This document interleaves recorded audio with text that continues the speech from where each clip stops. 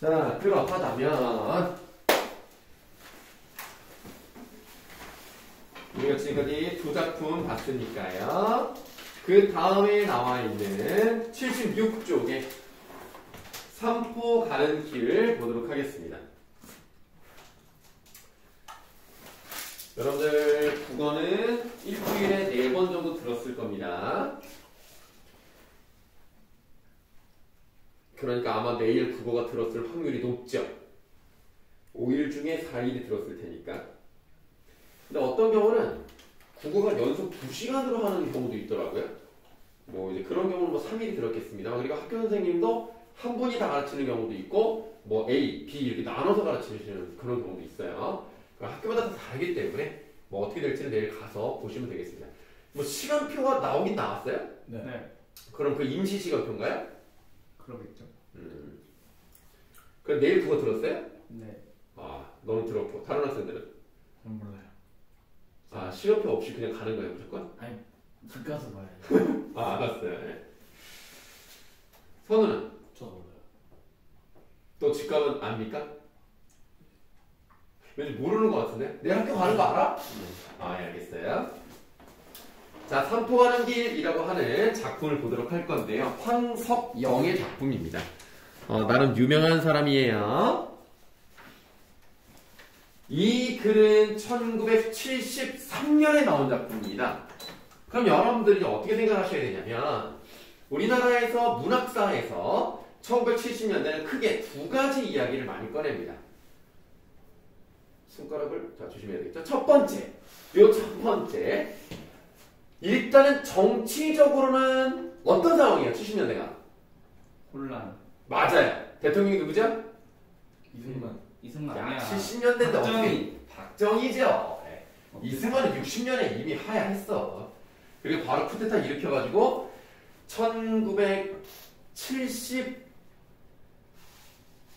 1978년이었나? 예, 78년일 거예요. 그때 총을 먹고 죽죠. 그러니까 이때는 이제 박정희 때입니다. 자, 정치적으로는 이제 독재 혼란한 시기였고 경제적으로는 어땠을까요? 빈곤? 아니, 그러니까 좋았어요. 안 좋지 않았어요. 그지나. 아니야, 얘들아. 70년대는 그지라고 말할 수는 없어. 왜냐면 우리가 50년대는 정말 힘들었죠. 왜냐면 전쟁이 있었기 때문에 거의 뭐 폐허가 됐고 50년대는 힘들었지만 60년대 물론 좀 그렇게 대단한 건 아니었어도 70년대부터는 나름 우리나라 역사, 대한민국 역사에서는 비약적 발전을 했죠. 박정희가 해준 거예요. 박정희가 해줬다고 표현하는 건 나는 맞지 않다고 생각해요. 서민들이 한 건데. 서민들이라는 표현도 좋아하지 않습니다. 국민이라고 합니다. 네, 국민들의 힘이, 그런 저력이 그런 경제 발전을 이루었다라고 생각을 합니다. 뭐 어쨌든 간에 보세요. 니네 이런 말을 한번 들어봤는지 모르겠네. 이촌형도 이거 무슨 말이죠? 4시간 까먹었어요. 너무 많으면 잠시만요. 도시를 동원한다. 맞아요. 그렇죠. 그러니까 농촌을 떠나요. 농촌의 미련, 안녕. 도시로 향하는 게 이촌향도입니다. 그러면 왜 도시로 가? 뭐 하려고? 돈 벌려고. 돈 벌려고. 그런데 농촌에 있던 사람들은 당연히 농사꾼이었을 거 아닙니까? 네. 농사를 짓던 사람이 도시에 가가지고 농사를 짓겠습니까? 아니죠. 도시에 가서 일을 해야 될 거 아닙니까? 농업이 아닌 다른 일을 해야 될 거 아니에요. 뭐 공장에서 뭘 한다든가, 뭐 막노동을 한다든가, 뭐 건설사에 들어가서 건설에 들어간다는 게 아니라 그 공사장에서 뭐 일을 한다든가 이런 경우가 많지 않습니까? 그러면 사실 그러니까 농민들이 맨날 해온 게 그 기술이 농업과 관련된 기술인데 어디다 써먹어? 그러니까 한마디로 이 사람은 기술자가 아니겠죠. 좀 운이 좋아서 좀 기술이 좀 있어서 어느 정도 돈을 버는 사람도 물론 있었습니다만 그렇지 않으면 단순한 일을 많이 해요. 공장에서 물건 계속 만들고 뭐 그냥 집 나르고 이런 걸 많이 하다 보면 도시에 가면 돈을 벌 수 있다더라 라는 말이 아주 틀린 말은 아니었지만 결국 그 사람들은 도시에서도 잘 살지 못해요. 힘들게 살아가는 사람이 많습니다. 특히 그리고 70년대는 이 자본가나 기업 이쪽하고 노동자의 삶이 너무 달랐어요. 지금은 많이 좋아졌다고 하지만 옛날에는 여러분들이 거짓말이라고 생각할 수도 있어요. 24시간 중에서 16시간을 일하게 돼요. 지금보다 2배를 일하고 지금보다 더 적은 임금을 받았다니까. 그리고 심지어는 막 바늘로 찌르면서 일을 시켜. 야근을 졸지마 하면서 바늘로 찌르고 점심시간 30분 10분 동안 밥 먹고 20분 동안 족구해. 그리고 다시 또 들어가서 일해. 족구는 왜 해요? 몸은 풀어야 되니까. 밥만 먹고 가만히 앉아있으면 심심하다. 그러니까 운동이라도 좀 하라고 30분. 근데 그게 좀 이런 의미도 있어요. 노동조합 같은 거 만들지 말라고, 얘기하지 말고 운동이나 하라고 그렇게 시키는 경우도 있었다고 합니다. 정말 힘든 시기가 있었습니다. 물론 그런 시기가 있었기 때문에 여러분들이 지금처럼 잘 살 수 있다고 생각합니다. 그분들이 아니었으면 우리나라는 발전하지 못했다고 보시면 되겠습니다. 어쨌든 이제 그렇게 경제적으로 빈곤한 사람들이 여럿 있었어요. 그러니까 국가는 발전을 해. 국가는 발전을 하는데 개인이 못 사는 경우가 너무 많았어. 그게 70년대 모습으로 생각하시면 되겠습니다. 그 얘기를 왜 했느냐? 바로 여기에 나오는 주인공들이 그런 사람이라고 생각하시면 되겠습니다. 제목이 삼포 가는 길이에요. 삼포를 향해서 가겠죠. 근데 삼포는 실제 존재하는 지명은 아닙니다. 이 소설에서 전라도 어디쯤에 있는 가상의 지역이지 실제로 삼포라는 곳은 없어요. 그 삼포하는 위에다가 1970년대라고 쓰시면 되겠습니다. 자, 이렇게 이제 급속한 산업화 때문에 농촌을 버리고 가는 경우가 많으니까 농촌은 농촌대로 망하고 도시를 갔더니 도시 빈민은 많아지고 그런 사회라고 생각하시면 되겠습니다. 그러니까 고향도 잃어버리고 어느 한 곳에 정착하지 못하는 그런 사람들이 많다 이렇게 보시면 되겠는데요. 자, 맨 처음에 영달이라는 사람이 나오기 시작했습니다. 영달에다가 동그라미 하세요. 이 사람이 가장 중요한 핵심 인물입니다. 밑줄에 볼게요. 어디로 갈 것인가 궁리에 보면서 잠깐 서 있었다라고 되어 있습니다. 그러면 이 사람은 정해진 곳이 없는 거예요. 미리 말씀을 드리면 영달이라는 사람은 공사판에서 일하는 사람입니다. 근데 니네가 알지 모르겠지만 겨울에는 시멘트, 콘크리트 작업을 잘 안 해요. 왠지 알아? 금방 알려서 추워서. 추우면 콘크리트가 잘 안 굳어요. 그래요? 예, 그러면 부실공사가 되는 겁니다. 여러분들 그 작년이었나 재작년이었나 그 아파트, 광주에 있는 아파트 무너진 거 혹시 본 적 있죠? 아이파크? 그거 그냥 후루룩 무너지잖아. 그 겨울에 급하게 막 해가지고 굳지도 않았는데 올리고 안 굳는데 올리고 이러다 그냥 무너지는 거야. 사람 많이 죽었잖아. 그래서 겨울에는 일을 잘 안 해요. 아예 안 한다는 얘기는 아니지만 좀 따뜻하면 하고 추우면 안 하는 게 정상입니다. 그러니까 지금 얘는 겨울이 돼가지고요. 새로운 공사판을 찾아가야 돼. 왜냐면 지금 하는 데는 끊겼어. 그러니까 어디로 가야 되지? 고민을 하고 있는 중입니다. 쓰세요 이제. 한 곳에 정착하지 못하고 떠돌아야 하는 이런 사람들 뭐라 그럴까? 역마살. 게맛살이야? 역마살. 아니야. 역맛살은 그 운명적으로 탁월한 사람을 말하는 거고. 방랑자. 어? 방랑자. 아니 방랑자라 말좀 아니 방랑자라는 말은 좀 안 맞는데. 방랑자는 그러니까 자기가 원해서 그냥 떠돌아다니는 사람이고 이 사람은 떠돌아다니고 싶지 않아. 그냥 한 군데서 정착해서 계속 돈을 벌고 싶은데 공사장에서 일하는 사람이기 때문에 그냥 여기 갔다가 공사 끝나면 또 여기 갔다가 공사 끝나면 계속 돌아다니는 사람이란 말이야. 떠돌이. 맞아, 떠돌이인데 좀 다른 말로 뜨내기라고 해요.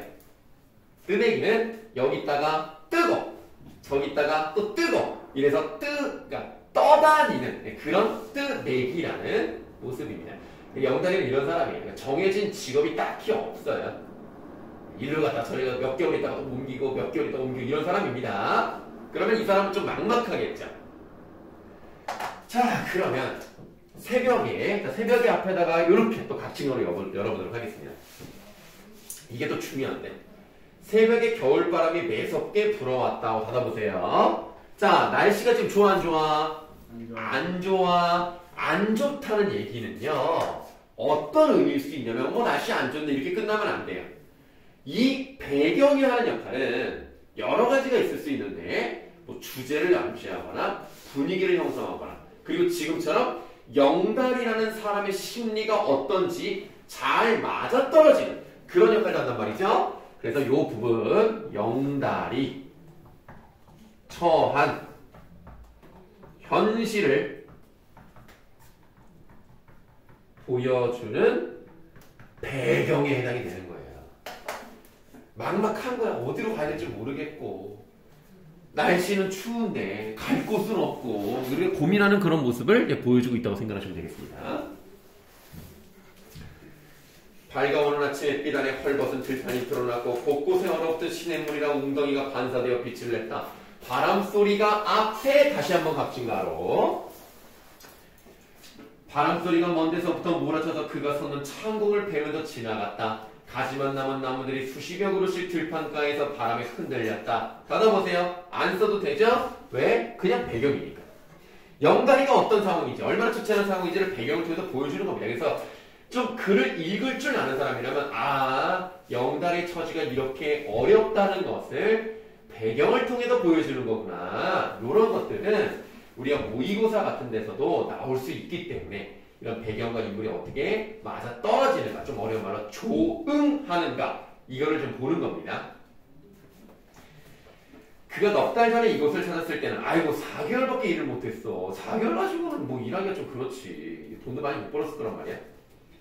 한참 추수기에 이르러 있었고 이미 공사는 막판이었다.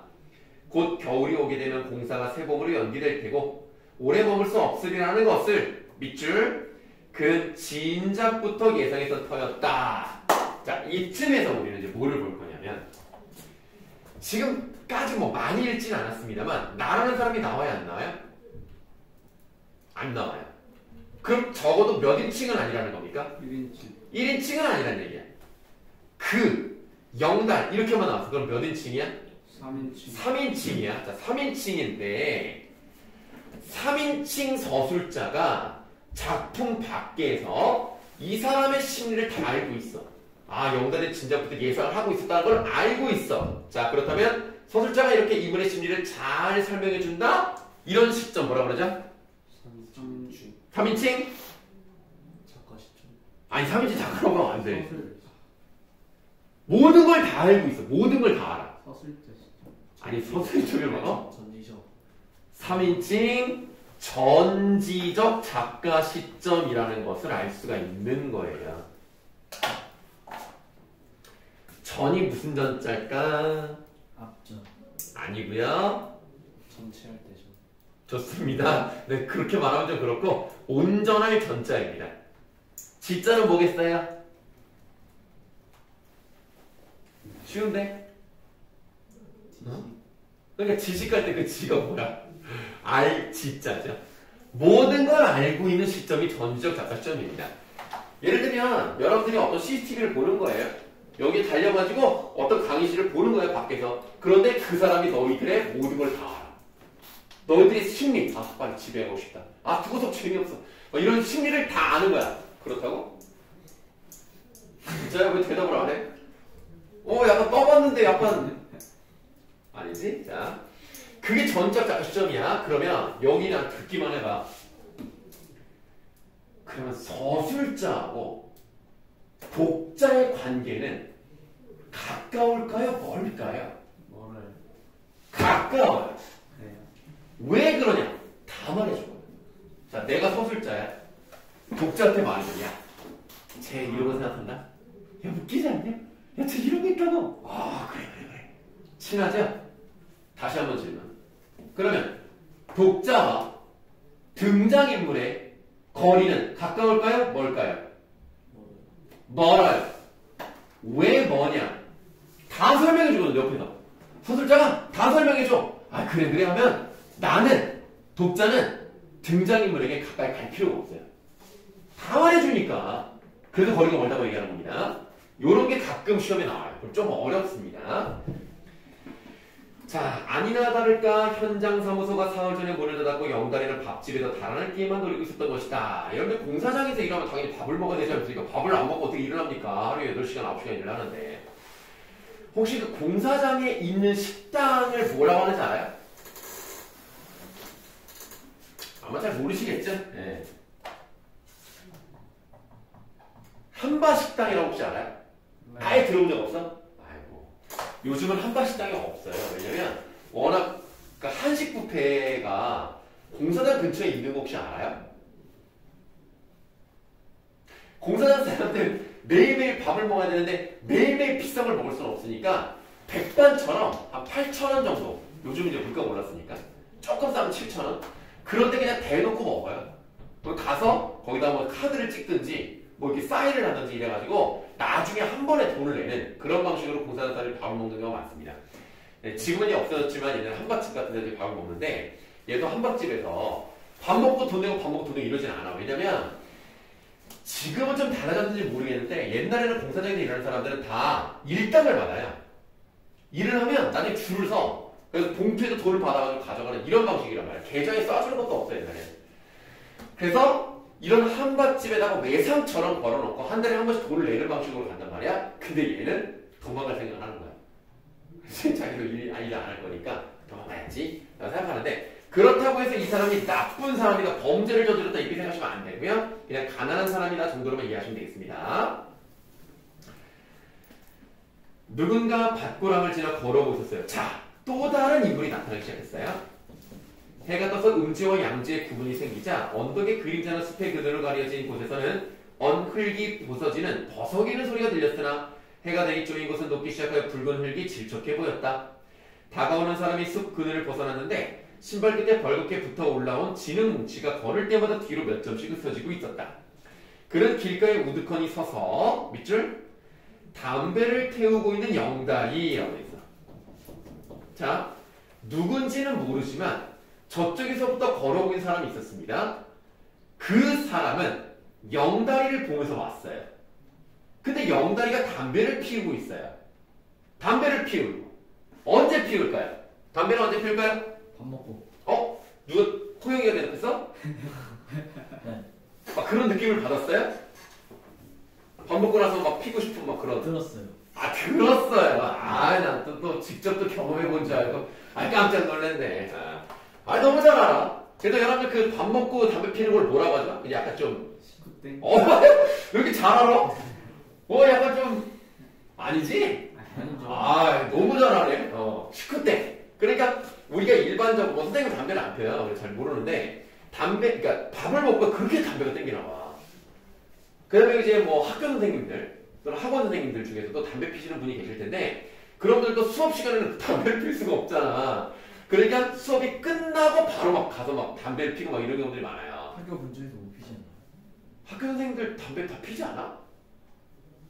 안 펴? 못 피지 않나? 100m 안까지는 못 피고. 아니 저기 뭐 휴게실 이런 데서 못 펴? 네, 못 피죠. 진짜? 우리 때는 다 펴서 지금도 피는 줄 알았지. 나는 흡연실이라는 게 있으면 학교에서도 필 수 있는 줄 알았지. 그럼 선생님들 담배 피우고 싶으면 막 차 타고 나가가지고 담배 피우고 와야 되나? 오늘 뛰어가야 되냐? 이야, 그렇구나. 그럼 니네는 한 번도 못 봤겠네, 담배 피는 거? 네. 나 그 생각을 못 했는데. 선생님 담배 피는 사람들 힘들겠네. 막 뛰쳐나와가지고 막 달려가지고 200m 달려간 다음에 담배를 막 피고 또 막 달려가는데. 진짜. 그런 생각을 못 해봤구나. 선생님들 그 금연이 좋겠네. 잘 됐다. 그래, 담배는 물론 나도 안 피지만 아예 얘들아 그냥 입을 대지 마. 그럼 손대도 돼요? 아니야, 손도 대지 마. 그냥 아예 뭐 발이고 뭐가 대지를 마. 왜냐면 끊기가 그렇게 어렵대. 정말 어렵대. 그러니까 아예 시작을 하지 말고, 여러분들 어떤 느낌이라고 생각하면 되냐면 니네 핸드폰 압수해가지고 안 준다고 생각해봐. 막 답답하지 않아? 막 생각나지? 막 하고 싶잖아. 그런 느낌을 생각하면 돼. 막 미치는 거야. 그래서 아예 손을 대지 마. 아예. 담배 안 피니까 얼마나 좋아. 폐가 건강하고. 아니 얼굴도 동안이고. 그건 아닌 것 같고. 하여튼 좋아요. 네. 선생님 키 많이 컸잖아. 담배 안 피니까. 네, 뭐 담배 피는 게 작은 건 아닙니다. 네. 자, 그래서 담배를 피우는 것은 문학에서 보시면 뭐 19대 이런 건 아니에요. 그렇게 문학에는 아니야. 문학에 담배를 피다 술을 마신다는 건 뭐야? 스트레스, 심리적인 갈등 이런 게 있기 때문이겠죠. 그래서 그 밑줄 친 부분에다 쓰면 되겠는데요. 새로운 일자리를 찾아 떠나야 하는 답답함을 느끼게 됩니다. 그러니까 영다리는요 정해진 데가 없어요. 어디로 가야 될지를 몰라. 목표가 없고요. 내가 뭐 꿈꾸는 고향도 없는 사람이에요. 사람. 뭐 정확히는 안 나오는데 그냥 어디로 가야 될지 모르는 사람이에요. 그래서 담배를 피우고 있는 영다리 쪽을 보면서 왔다. 그는 키가 훌쩍 크고 영다리는 작달막했다. 그는 팽팽하게 불러오른 맹꽁이 배낭을 한쪽 어깨에 느슨히 걸쳐매고 머리는 개털 모자를 귀까지 가려 쓰고 있었다. 이건 정시의 외양면에서 되어 있는 거 보시면 되겠고요. 중약부는 줄거리입니다. 영다는 공사가 중단되자 밀린 밥값을 주지 않고 달아났다가 길에서 우연히 정씨를 만났다. 지금 이 사람, 자기 쪽으로 걸어왔던 그 사람이 정씨예요. 이름은 안 나와요. 근데 정씨라고만 나옵니다. 정씨는 교도소에서 나와 고향에 3% 가고 있다. 아유, 뭐 이 사람도 뭐 무슨 죄를 저지르는지 자세히는 안 나와요. 근데 어쨌든 전과자긴 하고 전과자라고 해서 뭐 글쎄요, 우리가 뭐 범죄자를 옹호하는 발언은 아니지만 사연이 있을 거 아닙니까? 어쨌든 그러니까 영다리도 사회적으로 뭐 잘 사는 그런 사람은 아니고 어쨌든 정씨는 자기가 잘못을 했든 뭐 했든 간에 교도소에서 나왔으니까 이 사람도 뭐 사회에서 뻥뻥거리고 살 수 있는 사람은 아니고 그러니까 이렇게 좀 사회에서 좀 비껴난 사람들이 모여 있는 겁니다, 지금. 자, 그래서 자기 고향에 3% 가요. 그래도 정씨는 고향이라도 있네. 영다리는 고향도 없어. 함께 길을 걷던 그들은 국밥집에 들고 실증을 들던 백화라는 여자가 도망친 이야기를 듣게 됩니다. 작년 겨울에 어디 있었어? 들고 있던 국그릇을 내려놓고 영다리는 언제요? 하고 나서 작년 겨울이라고 재차 말하자 껄껄 웃기 시작했다. 좋았지. 대전에 있었습니다. 옥자라는 애를 만났었죠. 아, 둘이 뭐 좀 사귀었나봐. 그땐 공사장에서 별 볼 일도 없었고 노임도 실했어요. 그러니까 뭐 일이 아주 힘든 건 아니었고 뭐 나름 노임, 그러니까 이제 월급도 좀 괜찮았다. 그랬더니 살림을 했군 하면서 둘이 같이 살았나봐. 결혼은 아니야. 그냥 둘이 그냥 산 거야, 그냥. 그랬더니 옥자에 대한 얘기를 합니다. 아, 의리 있는 여자였어요. 애도 하나 가질 뻔했었는데 지난 봄에 내가 실직을 하게 되자 돈 모으면 모여서 살자고 서울로 식모자를 구해서 떠나갔죠. 식모는 지금은 없어요. 근데 이제 굳이 말씀드리면 이제 가사도우미 정도의 사람입니다. 하지만 밑줄 우리 같은 떠돌이가 언약 따위를 지킬 수 있나요? 네, 중요한 부분이고요. 언약은 좀 쉽게 말하면 약속입니다. 네, 그러니까 떠돌이는요 이 약속을 지킬 수 없어요. 그 약속이 뭐예요? 돈 모으면 모여서 살자. 아니 봐봐, 떠돌이는 몇 개월 있다가 다른 곳인데 어떻게 하는 곳에 정착을 하냐고. 걔는 공사장을 찾아다니면서 공사만 해야 되는데. 그렇기 때문에 지금 나 같은 주제에 무슨 약속을 지키겠어요? 이런 거거든요. 그래서 영다리가 이제 하는 말 한번 보도록 하겠습니다. 이렇게 써볼 건데요.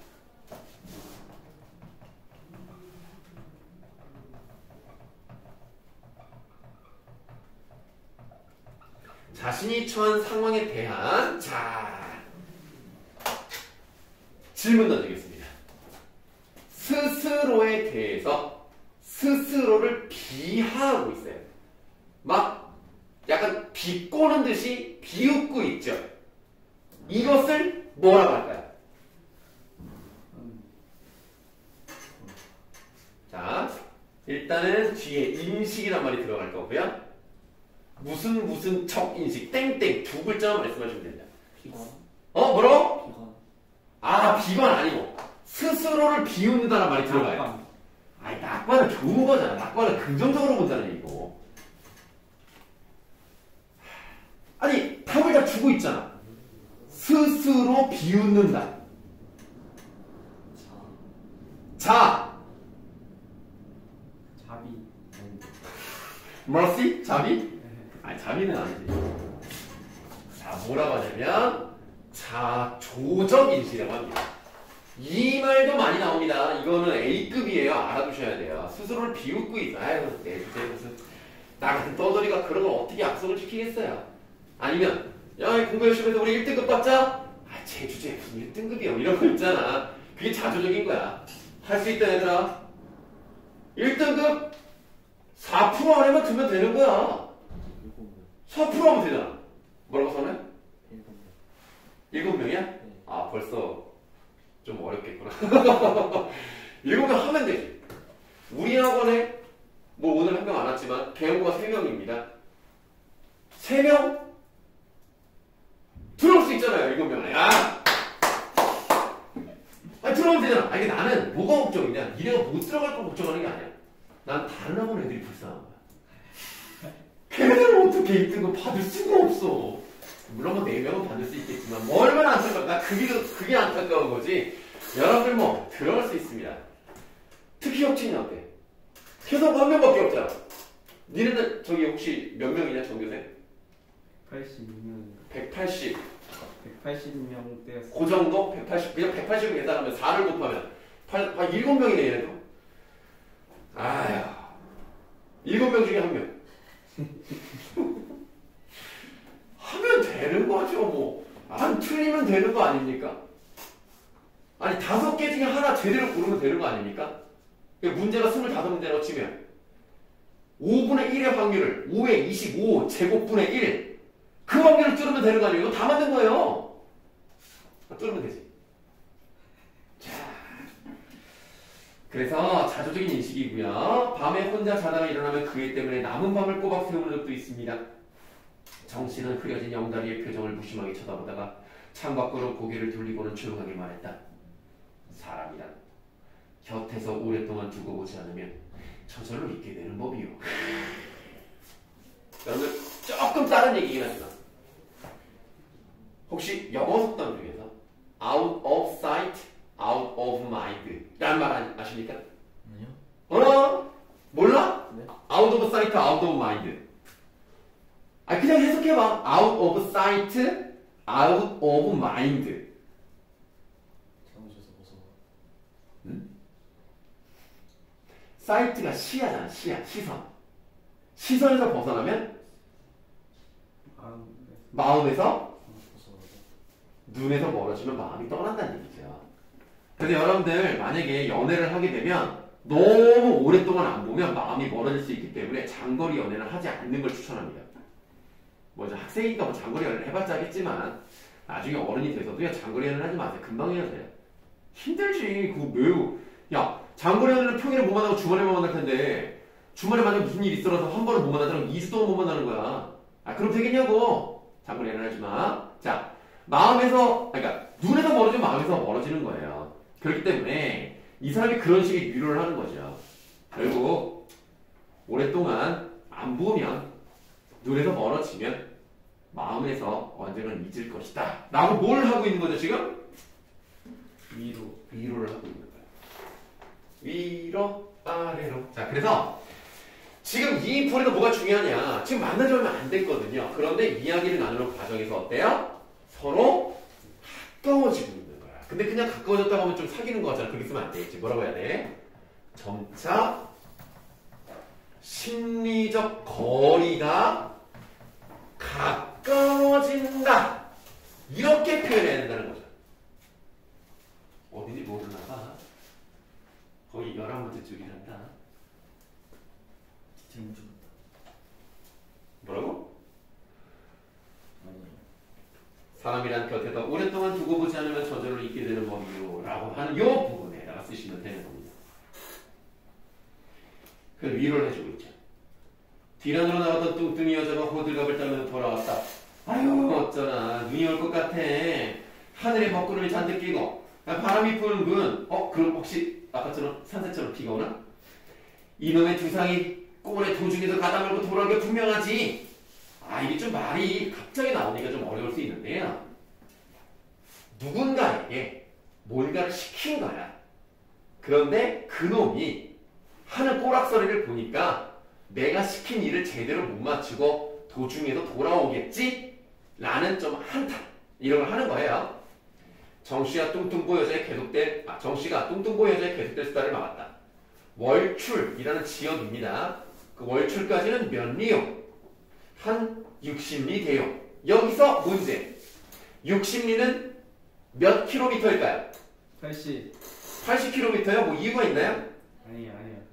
240. 240킬로미터면 너무 먼데? 60km. 아니죠. 180km. 1, 2. 지금 선우가 약간 잘못 생각했어요. 3kg 생각해야 돼. 신리가 4km예요.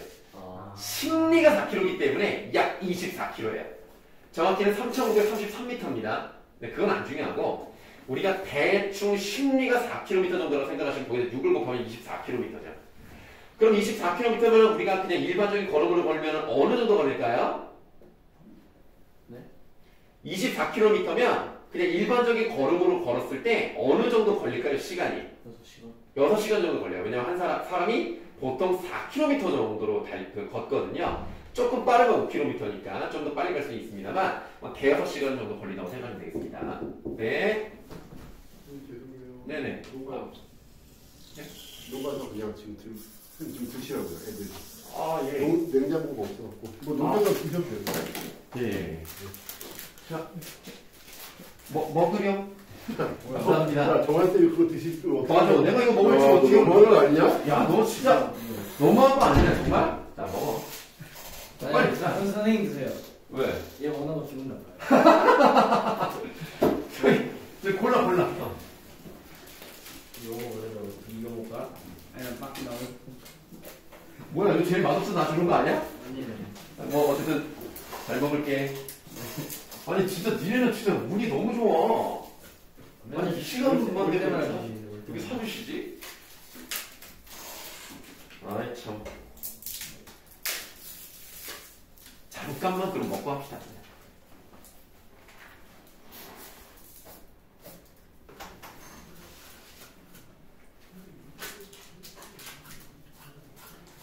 네, 그래서 60리 대어부터 한번 읽어볼게요. 자, 버스는 있나요? 오후에 2대쯤 있지요. 인연을 딱 잡아갖고 막차로 돌아올 텐데, 그러면 아까 누군가를 뭐 데리고 와야 된다. 뭐 도중에도 가다 말고 돌아온다. 뭐 이런 게 나왔는데 어떤 여자를 이제 잡으러 가는 거죠. 참 어디까지 들어가시오? 영다리가 말했다. 바다가 보이는 데까지. 바다? 멀리 가시는군. 요 큰 길로 가실 거요? 정씨가 고개를 끄덕이자 여자는 의자에 궁둥이를 붙인 채로 앞으로 다가앉았다. 부탁 하나 합시다. 가다가 22쯤 되고 머리는 긴 데다.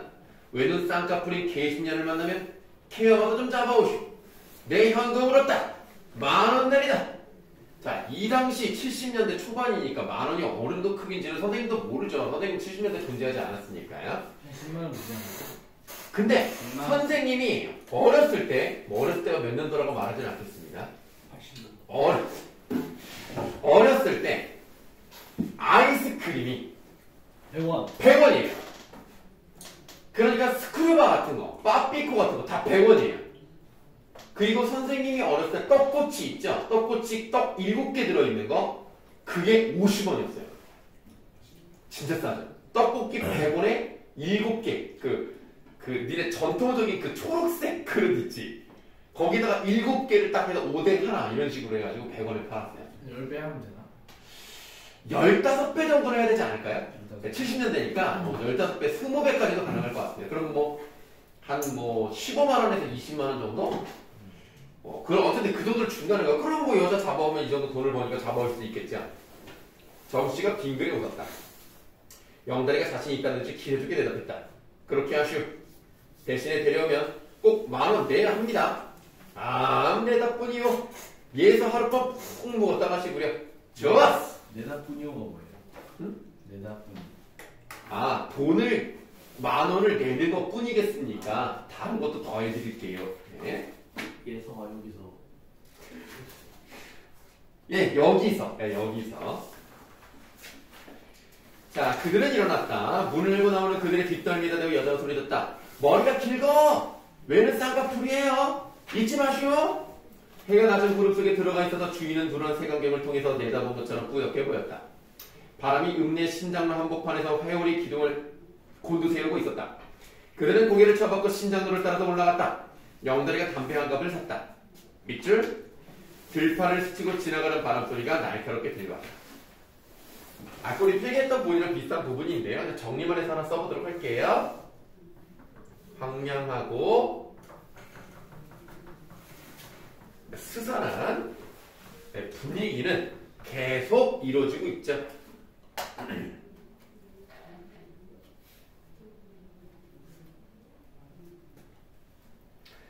그래서 지금까지 나와 있는 배경은 전체적으로 좀 좋지는 않습니다.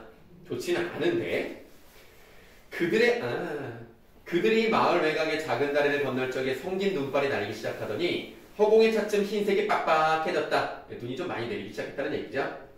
한 20채 남짓한 작은 마을을 지날 때쯤에서는 큰 눈송이를 이룬 한방눈이 펑펑 쏟아져 내려왔습니다. 눈이 앞에다가는 이렇게 또 각진가로 열어보도록 하고요. 이 부분도 당연히 배경에 대한 설명이기는 합니다만 좀 느낌이 다른데요. 눈이 철지어서 걷기에는 그리 불편하지도 않았고 눈보라도 푸근한 듯이 느껴졌다 하고 받아볼까요? 일단은 분위기가 눈이 오는 건 맞지만 딱히 뭐 춥거나 너무 쓸쓸하거나 이런 느낌보다는 좀 포근한 느낌으로 좀 변하고 있습니다.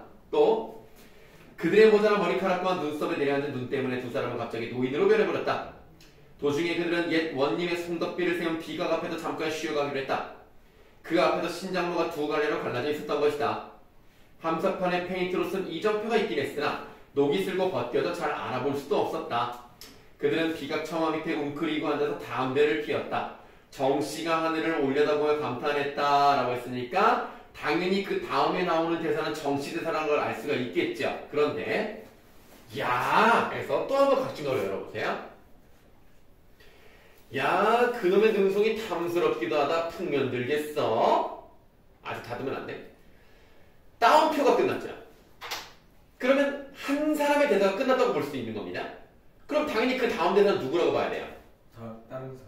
그 사람 이름 혹시 모르나? 정씨. 아니, 정씨가 먼저 얘기했고 영다리가 이제 얘기한다고 보시면 돼요. 눈 오는 모양을 보니 근심 걱정이 싹 없어지는데 하고 이제 닫으세요. 각진가로를 이제 두 줄에 걸쳐서 했습니다. 자, 일단 우리는 각진가로를 이번 페이지에서 두 군데를 했는데요. 배경 묘사가 전에보다 조금은 부드러워졌어요.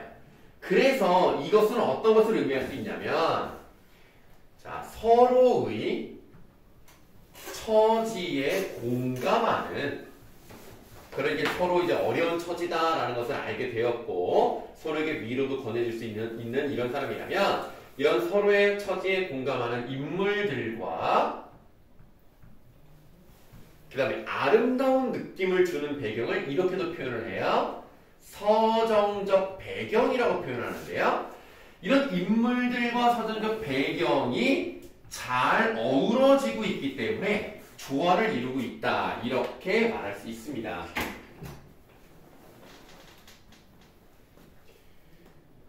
그래서 지금 우리가 대사가 4줄이 연달아 나오는데 그 중에 2줄을 봤어요.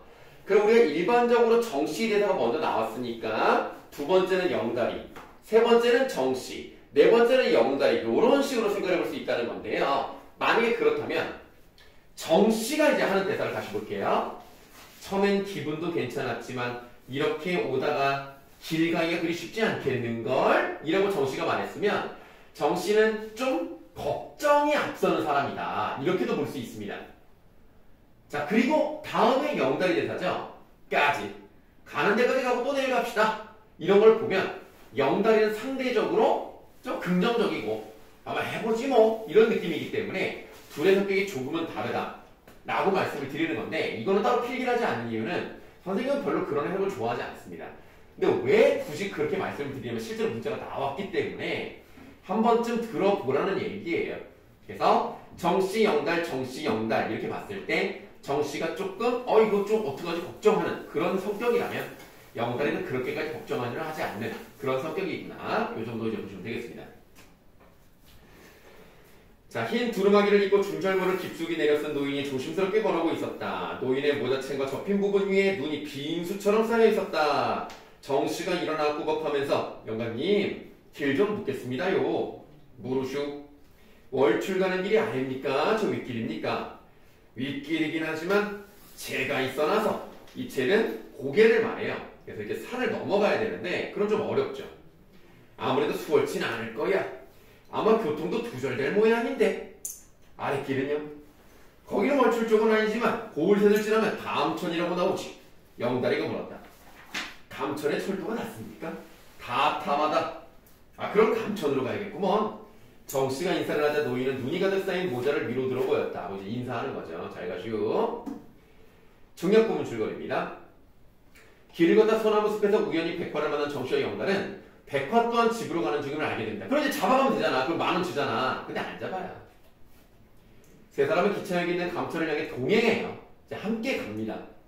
온몸을 녹일 겸 찾아든 초가에서 각자 살아온 내용을 이야기합니다. 그래서 쭉 얘기를 하는 내용이 여기는 좀 빠져 있는 거고요. 자, 그래서 이제 뭐 다음 중력 부분 다음에 그 부분. 아직 초저녁이 분명한데 날씨가 나빠서 이제 곧 어두워질 것 같았다. 눈은 더욱 새하얗게 돋보였고 사위는 고요한데 사위 뜻은 오른쪽에 나와 있으니까 보시면 됩니다. 나무 타는 소리만이 들려왔다. 그리고 밑줄. 감옥뿐 아니라 세상이란 게 따지면 고해 아닌가. 여러분 당연히 감옥 간 적 없죠? 물론 나도 없습니다. 나도 없지만 그래도 선생님은 사회에서 격리된 적이 있었어요. 언제였을까요? 코로나. 아이 코로나 그건 격리라고 말할 수도 없어. 병원. 아 병원도 물론 있었습니다만 그건 격리라고 말할 수 없죠. 애기 때. 아이 그 뭐야 내가 애기 때 어디 갇혀 있었더만이 뭔 소리야. 아 군복무해야 될 거 아니야. 군대 가야 되잖아 군대. 군대가 진짜 사회에서 격리되는 셈이죠. 그래서 뭐 선생님은 뭐 대단하게 뭐 그런 걸 하진 않았지만 어쨌든 훈련을 받아야 되지 않습니까? 총 쏘고 수류탄 던지고 해요. 그때 4주 동안 있었거든요. 니네 마스타라고 알아? 들어본 적 없어? 마스타. 네, 우리가 그 군대에서는 1스타, 2스타, 3스타, 4스타 무서운 사람들이에요. 그 높은 사람들이거든요. 근데 그 모든 스타를 다 이길 수 있는 게 바로 마스타. 음료수거든요. 작업하고 나서 그 높은 놈이다가 누구네 뭐 정확히 계급은 기억이 안 나. 그 저기 그냥 병이 아니라 좀 높은 애였어요. 고생했으니까 먹어라 하고 딱 주는데 와 이렇게 맛있는 음료수가 있을 수 있나? 진짜 너무 맛있는 거야. 난 만약에 여기서 나가면 이것만 사 먹어야지 뭐 그랬다니까. 지금 팔아요? 안 팔죠. 그건 군대용이라서 안 팔아요. 네, 군대에서 군인들만 먹는 거예요. 그 다음에 니네 그거 알지 모르겠네. 서주 아이스크림이라고 그냥 하얗게 생긴 아이스크림이 있어요. 납작하게 모르지. 그게 또 한 번 나왔어. 너무 맛있는 거야. 나가면 이것만 사 먹어야지 뭐 그랬다니까. 그리고 그 군대에서 나오는 햄버거를 일명 뭐라고 하는지 알아요? 군대리아라고 하잖아요. 그거 진짜 맛있어요. 진짜 별거 없거든? 그냥 계란 후라이 같은 거에다가 패티, 마리 패티가 떡갈비 같이 생겼어. 떡갈비에다가 잼! 딸기잼! 그다음 치즈! 그다음에 기억이 확실한 양배추가 아니라 약간 그냥 양배추 썰어서 나오는 그 샐러드 같은 거 있죠. 그거 해서 먹는 거. 다 맛있어. 나오니까 다시 나와. 근데 거기는 거기서만 맛있는 거죠. 근데 이 사람은 감옥에 갔다 왔잖아. 감옥이 얼마나 힘들었겠어. 뭐 죄를 짓든 뭐든지 간에. 그래서 믿지 마세요. 감옥뿐 아니라 세상이라는 게 따지면 고해 아닌가. 고해의 뜻 오른쪽에 나와 있습니다. 고통의 세계. 괴로움이 끝이 없는 인간 세상을 이루는 말입니다. 그래서 감옥은 당연히 힘든 거지만 이렇게 나와 있는 세상도 결국은 다 고통의 세계다. 그렇다면 지금 이 사람들은 다 어떤 사람들이라고 볼 수가 있냐면 1970년대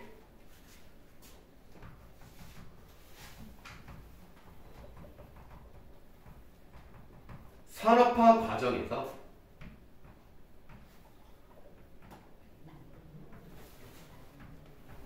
떠돌이로 전락한 하층민의 삶 이런 게 나타나 있다고 보면 되겠습니다. 얼마나 힘들었겠어.